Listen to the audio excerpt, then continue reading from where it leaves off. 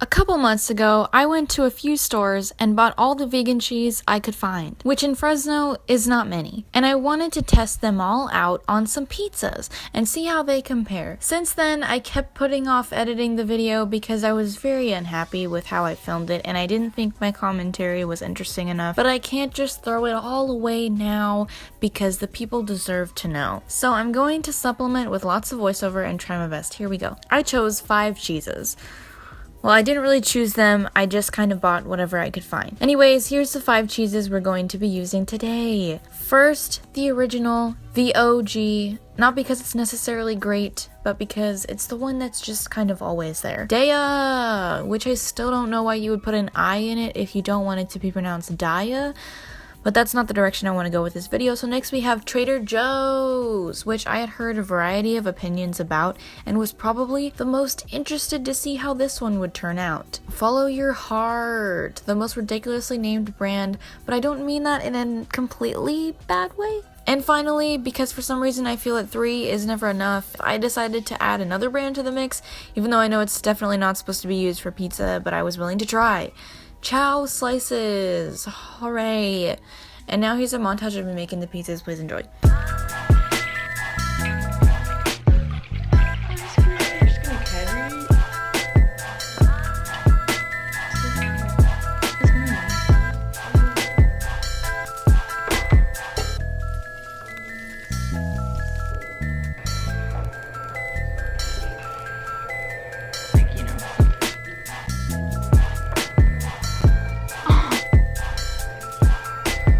First off, we have Daya, which I have eaten many times and used on pizza many other times. It's really just alright. I don't love it, but I don't think it's bad. I will enjoy a slice of Daya cheese pizza any day, but honestly, if given the choice, I would probably prefer a simple vegan pesto sauce over Daya cheese. The thing is that we just always have it in the freezer, and it seems to never run out, so I've never really ventured off to try another brand, until today, my friends. And now I'm cheesing up the second pizza with Follow Your Heart, and immediately I am seeing improvement. It smelled better and tasted better raw than the Daya did. I know these cheeses are not supposed to be good uncooked anyways, but not doing a little pre-taste test wasn't really an option here, now was it? The third pizza was going to be Trader Joe's cheese, which again tasted a little different and smelled a little different, but nothing too crazy, at least not yet. Finally, it's time for the chow slices, but my good friend Casey realized before I did that I'm a gosh darn dingus and put the vegetable toppings on all the pizzas without thinking about how it was gonna look real stupid with just slices of cheese on top of everything. However, none of this matters too much because it was gonna end up looking stupid regardless. I mean, we're putting slices of cheese on a pizza. Anyways, I took the toppings off and put the slices underneath, and then I put the toppings back on. Then, because for some reason I feel like 5 is the magic number, I made 5 pizzas, and the 5th one I was going to try something a little different, which was to slice the slices into little shreds and sprinkle them on like the others, just because. So then basically we baked the pizzas in the oven, and I tried to switch them around every once in a while so they cooked fairly evenly. Now when you look at the cooked pizzas, the most noticeable thing obviously is how well they melted, and as you may be able to tell, most of them not so much. However, in the melting category, Trader Joe over here really hit the ball out of the park on this one.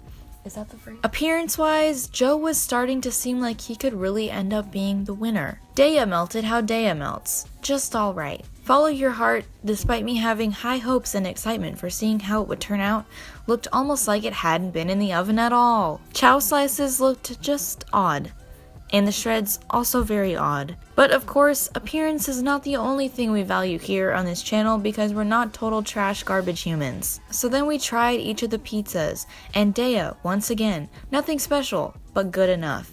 A little thing about Daya is that if you put too much of it on the pizza, then it does this thing where it sticks to the top of your mouth and it feels really gummy, and it's quite an unappealing experience. But it's not really a big deal because that only becomes a real issue when you put a whole big bunch on. Remember how I said it looked like Joseph could be a winner today? I was wrong. Mr. Joseph the trader over here also does the bad thing, but like multiply that by 5 and then add 70 and then multiply by 27. kidding. It's really not that bad. It's just really gummy and not my favorite. And I was just a little upset because I was really happy about how good it melted, and then it had to go and completely ruin the good thing we had going, and I just really wanted to know why. Follow Your Hannah Heart, despite its lack of melting abilities being very disappointing, redeemed itself by providing 0% of the gumminess of its competitors and having a quite pleasant mozzarella-ish flavor. Still nothing super amazing to really knock your socks off, but better than Daya and not gross. Finally, we come back to visit our little chow boys, which were really about 80% just an experiment because they aren't supposed to work for pizza regardless, but they did turn out to be definitely edible. They weren't gummy or offensive tasting, and the flavors of the cheese went okay with the pizza vegetables and the sauce, although both flavors were still a little bit bland, and when eating the slices one, you tend to sometimes pull off the whole slice of cheese as you take a bite because they didn't actually melt onto the pizza, they just kind of melted on top of the pizza. That may not make sense. If I were to make pizza with this cheese again, I would prefer the shreds, just in case anyone was wondering, although I would also just prefer to also not and make a pesto pizza instead. Overall, none of the pizzas were bad. And at one point my dad even came into the kitchen, said it smelled good, ate a slice, and said, and I quote, "If I hadn't already eaten dinner earlier, I would have eaten like 3 more slices of those." Although I think he only tried the Follow Your Heart one, so I guess that comment doesn't really say anything about the overall. But anyways, if you just stick to not putting too much and maybe add some additional olive oil and salt to any of these, you're most likely going to have an adequately enjoyable meal. Just if you have the option, I'd say to opt for Follow Your Heart because it's not gummy, it doesn't smell weird, you don't really have to worry about putting too much on. This video is sponsored by Follow Your Heart. That's a joke, and if you actually believe that a large company like that would offer me money, thank you very much. You must think somewhat high of me, or at least higher than I actually deserve. This video is getting to be too long, so I'm just going to finish with some final thoughts on the others now. Daya. Get it for an easy, cheesy flavor time.